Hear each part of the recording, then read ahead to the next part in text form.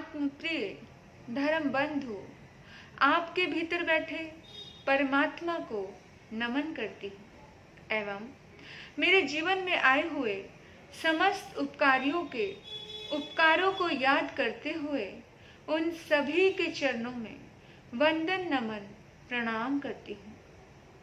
प्रिय आत्मन, हमारे महान पुरुष फरमाते हैं कि अपना पेट तो एक पशु भी भर लेता है, लेकिन अपना पेट भरना कोई बहुत बड़ी बात नहीं होती है। मनुष्य का काम तो अपने साथ दूसरे का पेट भरने का होता है।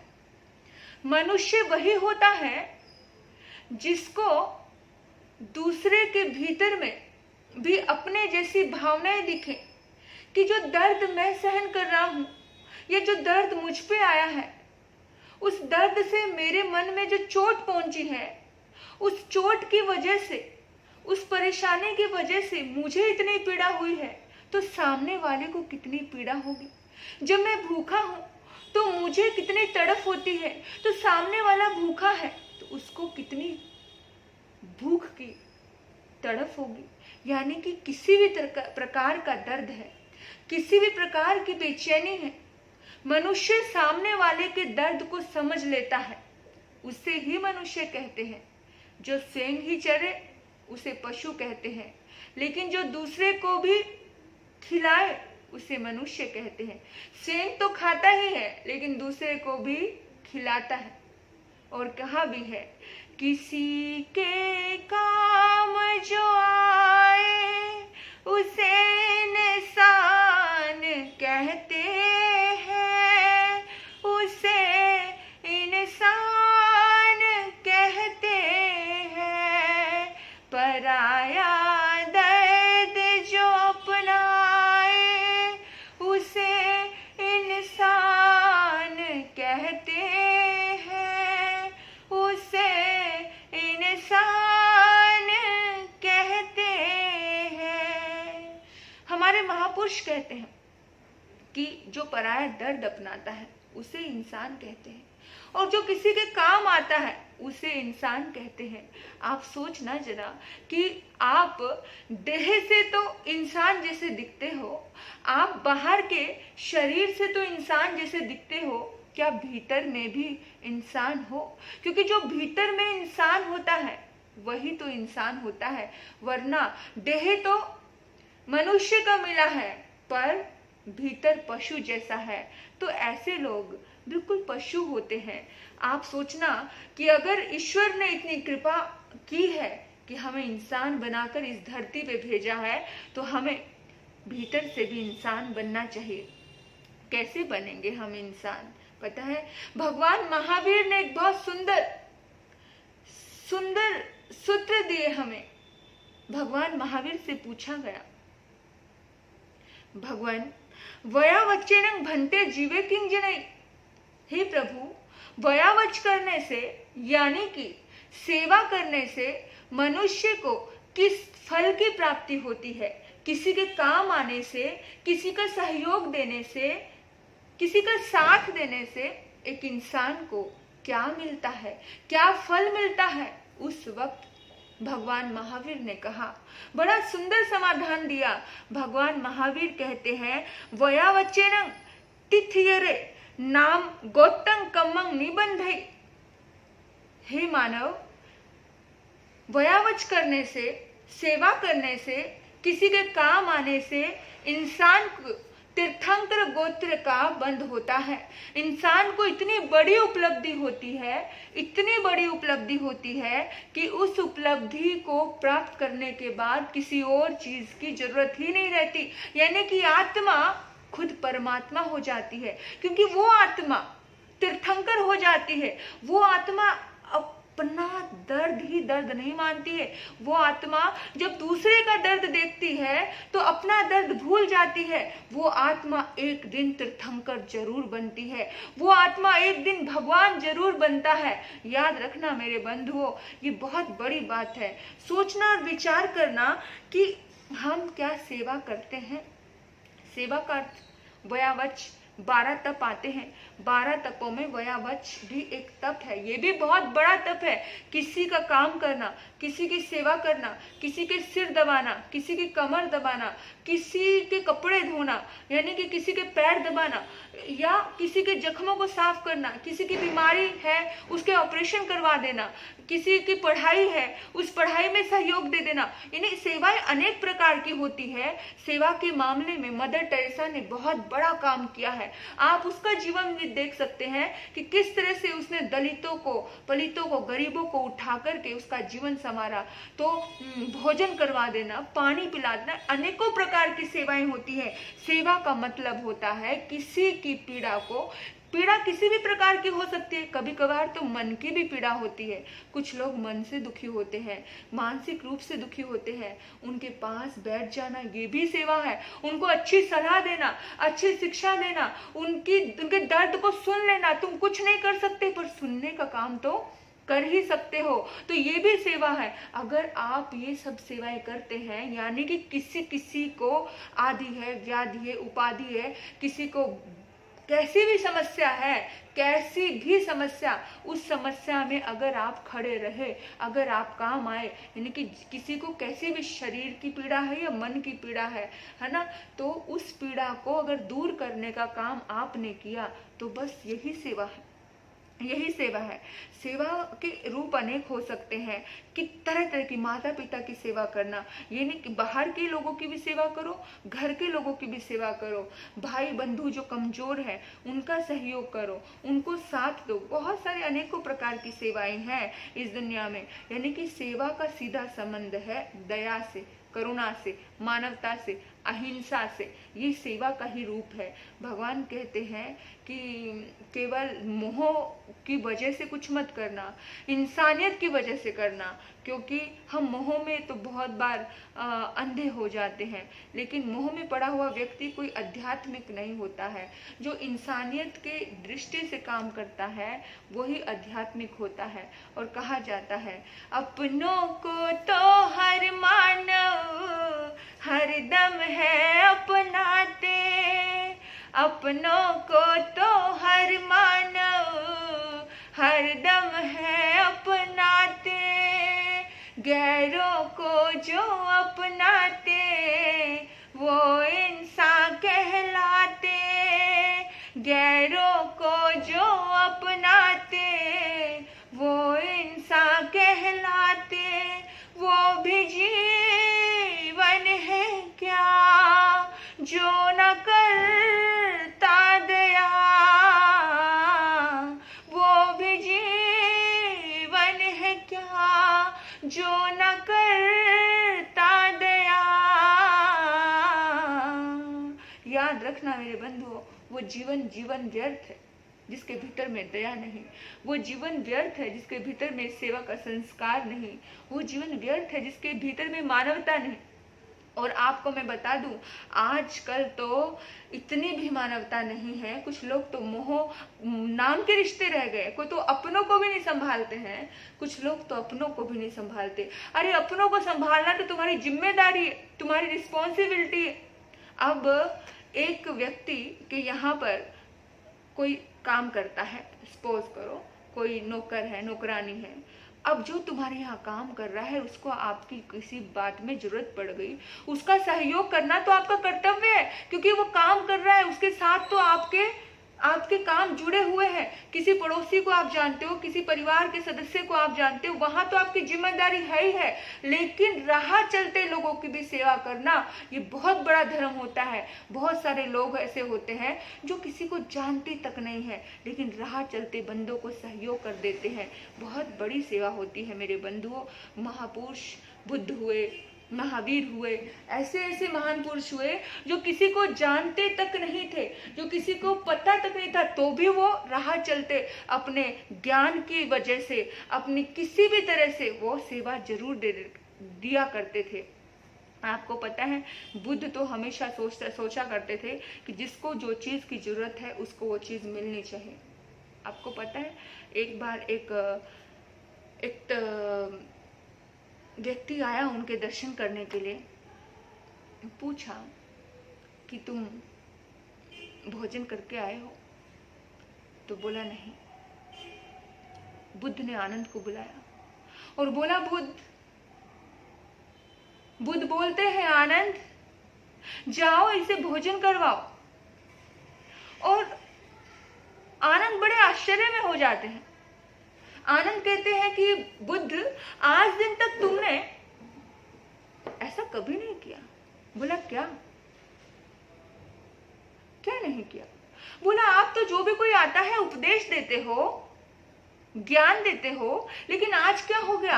आज आप कहते हो कि इसे भोजन दो। बोला, हाँ आनंद, जिसको जिस चीज की जरूरत है वही तो दी जाएगी ना। ये होती है करुणा। यानी करुणा चेहरा देख करके पढ़ लेता है करुणावान व्यक्ति कि उसको क्या जरूरत है, उसकी क्या आवश्यकता है, उसकी क्या चाहते हैं। करुणावान व्यक्ति के सामने मुंह से बोलने की जरूरत नहीं पड़ती। श्री कृष्ण के सामने सुदामा को बोलने की जरूरत नहीं पड़ी। वो समझ गए कि इसको क्या जरूरत है, बिन बोले आलीशान महल खड़ा कर दी। विचार करना कि बोलना नहीं पड़ता, मांगना नहीं पड़ता, हाथ फैलाना नहीं पड़ता, वो तो बस काम कर देते हैं। और अगर तुम्हारे पास कुछ है तो बस ऐसे देना सीखो मेरे बंधुओं। दोगे तो मिलेगा, करोगे तो मिलेगा। कहते सेवा का फल क्या होता है? मेवा होता है। जितना करोगे उतना आपको मिलेगा। सेवा से केवल सामने वाले का ही फायदा नहीं है। आज आपको लग रहा होगा कि मैंने सामने वाले का फायदा किया है।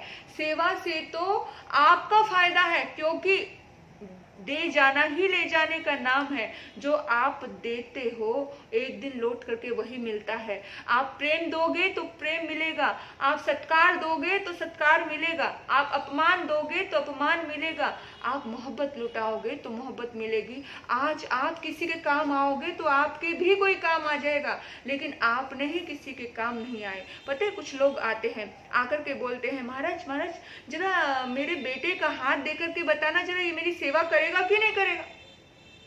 मैं हमेशा हंसती हूँ, मैं कहती हूँ कि भाई अगर तूने अपने माँ बाप की सेवा की होगी तो आगे वो भी तेरी सेवा कर देगा। ये तो देखो टिट फॉर टेट है, संसार में सारे कर्म इसी तरह से है।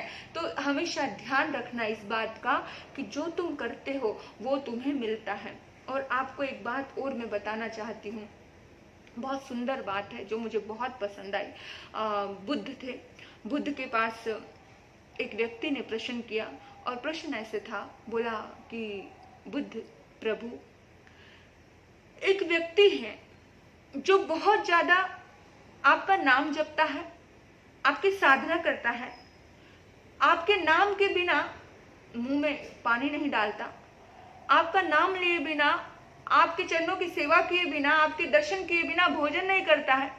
वो इतना ज्यादा प्रचार करता है आपके नाम का, आपके धर्म का, उसको दिन दुखियों की सेवा करने का टाइम नहीं मिलता है, क्योंकि सारा समय वो आप में ही लगा रहता है, आपका ही जप करता रहता है। प्रभु, दिन दुखियों के दुख मिटाने की सामर्थ्य उसमें है, ताकत उसमें है, लेकिन फिर भी वो अपनी ताकत को वहां पर यूज नहीं करता है, क्योंकि वो आपका नाम लेता रहता है। एक व्यक्ति ऐसा है जो हर पल हर दम आपका दिल से तो भक्त है, लेकिन उसको इतना समय नहीं मिलता कि वो आपके दर्शन कर पाए, वो आपका नाम जप पाए, वो आपके लिए कुछ कर पाए। लेकिन हाँ, वो हर दिन दुखियों की सेवा करता है, वो परमात्मा का नाम लेता है, वो भगवान की इबादत करता है, वो ईश्वर को बहुत मानता है, लेकिन वो दीन दुखियों की वजह से उनके दुख मिटाने के लिए, उनकी पीड़ाएं मिटाने के लिए अपना पूरा समय लगा देता है, अपना पूरा का पूरा अपने आप को झोंक देता है, इतना समय देता है दिन दुखियों की सेवा में कि उनके दुखों से उनको मुक्ति मिल जाए, उनके दुख दूर करने का पूरा भरपूर कोशिश करता है। प्रभु, आपको दोनों शिष्यों में से कौन सा शिष्य प्रिय लगेगा? जो आपका नाम ले रहा है वो, या फिर जो दिन दुखियों की सेवा कर रहा है वो? बुद्ध कहते हैं, बंधु, जो व्यक्ति मेरा काम करेगा मुझे वो प्यारा लगेगा। मेरे बंधु, भगवान का नाम लो या नहीं लो, कोई फर्क नहीं पड़ता। नवकार 4 की जगह पे 2 गिन लेना। राधा राधा एक माला जपने की बजाय 4 बार जप लेना। राम कृष्ण सिया राम जपने की बजाय तुम एक ही बार करना, दिल से एक ही बार ले लेना। लेकिन जो काम उन्होंने सौंपे तुम्हें, वो काम जरूर करना। केवल अंदर बैठ करके अगर आप कुछ कर रहे हो, उससे कितने लोगों को फायदा होगा, आपके जीवन से कितने लोगों को फायदा है। बुद्ध कहते हैं कि जो मेरा नाम ले रहा है, उससे भी बड़ा वो व्यक्ति है जो मेरा काम कर रहा है, जो करुणा का प्रचार प्रसार कर रहा है, जो करुणा फैला रहा है दुनिया में। क्योंकि जो अहिंसा फैलाता है, जो दूसरे की पीड़ा को, दुख दर्द को मुक्त कर रहा है, मेरे लिए वो व्यक्ति महत्वपूर्ण है। क्योंकि वो मेरा ही तो काम कर रहा है, वो मुझे ही तो मान रहा है, वो तो प्रतिपल मेरा ही तो नाम ले रहा है। उन जीवों में जो दर्द उनको दिखाई दे रहा है, उस दर्द को मुक्त करना, यही तो मेरा नाम लेना है, यही तो मेरा नाम है, यही मेरा काम है।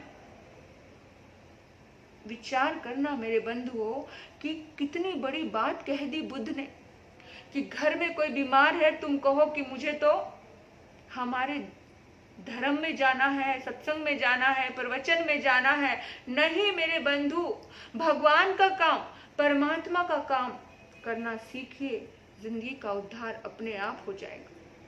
टाइम नहीं लगेगी भगवान के उद्धार।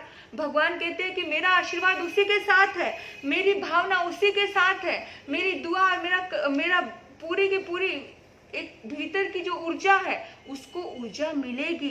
क्यों मिलेगी? क्योंकि वो मेरे बताए हुए रास्ते पर चल रहा है। मेरे बंधुओं, आप सोचना जरा अपने भीतर में कि आप क्या कर रहे हो, आप कितना ईश्वर की बताए हुए रास्ते पे चलते हैं।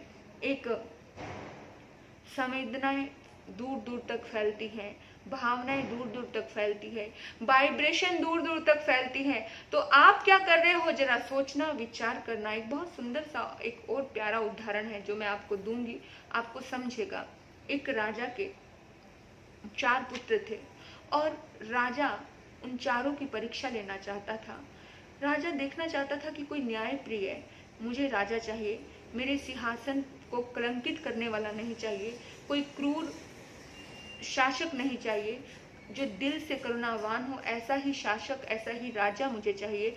और कभी कभार इंसान अपने ही बच्चों को नहीं समझ पाता है, तो किसी न किसी ट्रिक के हिसाब से, किसी न किसी युक्ति के हिसाब से बच्चों को समझने की जरूरत होती है, जो वो समझ रहा था। तो उसने जाकर के बोला कि बेटा ऐसा करो, एक काम करना मेरा। बोला क्या काम करना है? बोला काम ये करना है कि किसी धर्मात्मा व्यक्ति को मेरे पास लेकर के आओ, जो बहुत बड़ा धर्मात्मा हो, जो बहुत सुंदर और बड़ा काम करता हो, ऐसे बड़े धर्मात्मा को लेकर के आना। तो 4 पुत्र थे, पहला पुत्र लेकर के आया धर्मात्मा को और बोला कि प्रणाम पिताश्री, ये बहुत बड़े धर्मात्मा है। पूछा कि इन्होंने क्या धर्म का काम किया है? बोला अरे इनका इतना बड़ा नाम है, इनके हर स्थानक पे इनका नाम है, हर धर्मशाला पे इनका नाम है, हर जगह इनका नाम है, इन्होंने इतना दान दिया है, इन्होंने इतना काम किया है। कैसा काम किया है? मेरे बंधुओं, जो दिखा दिखा के करते हैं ना, वो अपने नाम के लिए करते हैं, वो दान नहीं है, बल्कि मेरा नाम होगा इसलिए करते हैं। अगर कुछ मर्तबा चाहे मिटा दे अपनी हस्ती को, कि दाना खाक में मिलकर गुलो गुलजार होता है। जब इंसान मिटा देता है अपनी भावना को, अपने भीतर को, अपनी हस्ती को, जबकि मैंने कुछ किया है पता भी ना चले किसी को, वही दाना जब मिटाता है मिट्टी में, तब जाकर के अनेक गुना फल देता है। और जो दाना कहे, जो बीज कहे कि मुझे तो दबना नहीं मिट्टी में, मुझे तो दिखना है, तो बीज कभी फल दे पाएगा? बस यही है दान का कारण, यही है दान की चीजें, कि जब इंसान ये सोचता है कि भाई मुझे क्या लेना देना, मुझे तो बस नाम चाहिए, मुझे तो अपना शोहरत चाहिए, बस हो गया काम, बात खत्म हो जाती है यहीं पर। कभी भी इंसान को अपने नाम के लिए नहीं, अब बल्कि एक हाथ से दो तो दूसरे हाथ से पता भी ना चले, इस हाथ से किसी की सहयोग करो, किसी की सेवा करो। एक दिन किसी के लिए जाग गए रात को, अरे मैंने उसका रात भर दबाया, अरे मैंने उसका दबाया, अरे मैंने उसका दबाया। क्यों भाई, इतना गा गा के अपना सारी सेवा का फल खत्म कर दिया। गाना बंद करो, बोलना बंद करो, इस हाथ से काम किया है तो दूसरे हाथ को पता भी नहीं चलने दे, ऐसा करना, समझे आप। और उसने कहा कि इसका बड़ा नाम है, तो राजा ने उसको सत्कार किया और सत्कार करके उसको भेज दिया। फिर दूसरे पुत्र लेकर के आए और दूसरा पुत्र कहता है कि राजन प्रणाम आपको। बोला ये बहुत बड़ा धर्मात्मा है। बोला क्या काम किया इसने? कहते इसने ये बहुत बड़ा विद्वान है, इसने चारों धाम की यात्राएं की है, इसने वेद पुराण आगम शास्त्र सब इसके कंठस्थ है, ये बहुत बड़ा क्या है, धर्मात्मा है। तब उस वक्त राजा ने उसको भी क्या किया, सम्मान किया और सम्मान कर करके विदा कर दिया। फिर तीसरा आया और तीसरा आकर के कहता है पिताजी प्रणाम, मैं बहुत बड़े धर्मात्मा को लेके आया हूँ। बोला क्या? ये धर्मात्मा महीनों महीनों भूखा रहता है, ये बहुत बड़ा धर्मात्मा है। आपको भी लगता होगा ना कि जो महीनों महीने भूखा रहे वो धर्मात्मा होगा, है ना। हर इंसान को यही लगता है कि ये तप करता है, जप करता है, ये इसने पानी में साधना की है, इसने अग्नि चारों तरफ जलाकर के साधना की है, इसने अपने शरीर पे विभूति लगा के साधना की है, इसने बहुत साधना की, बहुत बड़ा धर्मात्मा है। पहुंच गए, उसका भी स्वागत किया, सम्मान किया और उसको भी भेज दिया। अब एक सबसे छोटा जो पुत्र था वो लेकर के आया। उसने कहा पिताजी प्रणाम, मेरी नज़रों में ये धर्मात्मा है। बोला इसका क्या गुण है? बोला मैं इसको 15 दिन से वॉच कर रहा हूँ, मैं देख रहा हूँ, मैं चोरी चुपके देखा कि इसके हाल फटे हाल है, दुनिया इसको जानती नहीं है, इसका कोई नाम भी नहीं जानती है, लेकिन इसने इतने सुंदर सुंदर काम किए हैं। बोला क्या काम किए? कहते हर दिन हर रोज ये बहुत गजब के काम करता है। बोला क्या? कहते अगर कोई जख्मी है, कोई कोढ़ी है, कोई रोगी है, ये हॉस्पिटलों में जाता है, उसकी सेवा करता है, हाथ से जख्म साफ करता है। कोई कुत्ता है तो उस किसी में कीड़े पड़े हैं तो उसको साफ करता है, उसको दवाई लगाता है। और कोई गधा है, कोई कैसा भी है, मतलब कोई कैसी भी जानवर है, कोई गाय है, कोई पशु है, कोई पंछी है, कोई कबूतर है, सबके लिए दया का भाव रखता है। इतनी करुणा मैंने किसी महापुरुष में ही देखने को मिलेगी। ये साधारण, इसको अपना जीवन की कोई फिक्र नहीं, इसको अपने नाम सम्मान की फिक्र नहीं, इसको अपने शानो शौकत की फिक्र नहीं। किसी को पता चले, आज तो क्या करते हैं, 2 वक्त की रोटी का दान देते हो ना तो फोटो ही खिंचवाते हैं कि भाई हमारा नाम छपना चाहिए। लेकिन इसने जो इतने दिनों से मैं देख रहा हूँ कि दुनिया को पता भी नहीं चलता है, ये इतना बड़ा काम करता है। इसके तन पे 2 कपड़े हैं, लेकिन रात को कोई ठुर रहा होता है ना तो चुपचाप उसके तन पर कपड़ा उड़ा करके आ जाता है, चुपचाप सेवा करता है, चुपचाप, किसी को पता नहीं चलता है। और कितनी बार तो ऐसा है कि घंटों घंटों किसी को दबाता है, किसी की मदद करता है, यानी कि इसके पास इतना है तो ये इतना करने की कोशिश करता है। मुझे लगता है पिताजी इसके जैसा धर्मात्मा कोई नहीं। अगर ऐसा धर्मात्मा हमारी जिंदगी में हो, हमारे आसपास हो, तो मजाल है कोई बीमार हो जाए, मजाल है कोई दुखी रह जाए, यानी कि ये सचमुच महान व्यक्ति है। पता है आपको, पुराने जमाने में राज्य सिस्टम हुआ करता था, राजा राज्य किया करते थे, और राजा जो करुणावान राजा होते थे, जो दयावान राजा होते थे, वो वेश बदल करके, वो अपना लिबास बदल करके चोरी चुपके अपनी नगरी का चक्कर लगाया करते थे। सब सो जाया करते थे, तब चक्कर लगाया करते थे कि मेरी नगरी में कोई दुखी तो नहीं है, कोई दुख से जाग तो नहीं रहा है, कोई पीड़ित तो नहीं है, और अगर कोई पीड़ित है तो मैं उसकी समस्या का समाधान करूं। ऐसे उनको फिक्र हुआ करती थी। ऐसे राजा महात्मा कहलाते हैं, ऐसे महान लोग महात्मा कहलाते हैं। महात्मा मतलब उनकी आत्मा में धर्म होता है। 2 शब्द होते हैं, एक धार्मिक होता है, एक महात्मा होता है। जो महात्मा यानी जिसके महानता है ना, जो महानता उसकी आत्मा में हो, वो होता है धर्मात्मा। और धार्मिक क्यों? जिसका धर्म सिर्फ काया में ही अटक गया हो। लोग काया में ही अटके पड़े हैं, सिर्फ शरीर से धर्म करते हैं, भीतर से नहीं। पैसा छोड़ना मुश्किल होता है, लेकिन अपने नाम के लिए व्यक्ति वो कर लेता है, क्योंकि काया तक सीमित है। धर्मात्मा होना बहुत मुश्किल होता है मेरे बंधुओं। और जब मुखिया, घर का मुखिया धर्मात्मा हो, जब समाज का मुखिया धर्मात्मा हो, जब देश का मुखिया धर्मात्मा हो, तो वो समाज, वो घर, वो देश बहुत आगे जाता है। तो हमेशा हमें धर्मात्मा बनने में विश्वास रखना है। हमें दूसरे के दर्द को समझना है, हमें उनकी पीड़ाओं से दूसरे को मुक्त करना है। ये करते करते कुछ करने की जरूरत नहीं है, ये करते करते कुछ करने की जरूरत नहीं है। सिर्फ और सिर्फ ये करते रहना। भगवान बनने से आपको कोई रोक नहीं सकेगा। आपकी आत्मा ही परमात्मा हो जाएगी बस। और यही तो बनना है हमको। हम सबकी यात्रा यही तो है कि हम इन जन्म मरण से मुक्ति पाए और हम सिद्ध स्वरूप में लीन हो जाए, हम आत्मा से परमात्मा हो जाए। अगर बनना है तो इस राह पे चलना पड़ेगा। इस राह पर चले बिना मुक्ति होना संभव नहीं है, क्योंकि जितना दिल में करुणा होगी, दया होगी, कहते हैं जिस दिल में किसी का दर्द नहीं उसे पत्थर सारे कहते हैं। जिस दिल में किसी का दर्द नहीं उसे पत्थर सारे कहते हैं। हर प्राणी के अंदर ही भगवान छुपे हुए रहते हैं, भगवान छुपे हुए रहते हैं। तो हर आत्मा में भगवान के दर्शन करो। हर आत्मा में, जैसे हम भगवान को पूछते हैं, ऐसे हर जीव को प्यार से, उसको प्यार से संभाल करो, संवारो उसके जीवन को, उसके मन को, उसकी पीड़ाओं से उसको मुक्त करो। हमारे निमित्त से जितना हो सके किसी का भला हो, बस इतना ही चाहते हैं। आप भी ये करें और मैं भी ये करूं। आपने इतनी देर तक मुझे सुना, आपके भीतर बैठे परमात्मा को नमन करती हूँ, प्रणाम करती हूँ। ओम।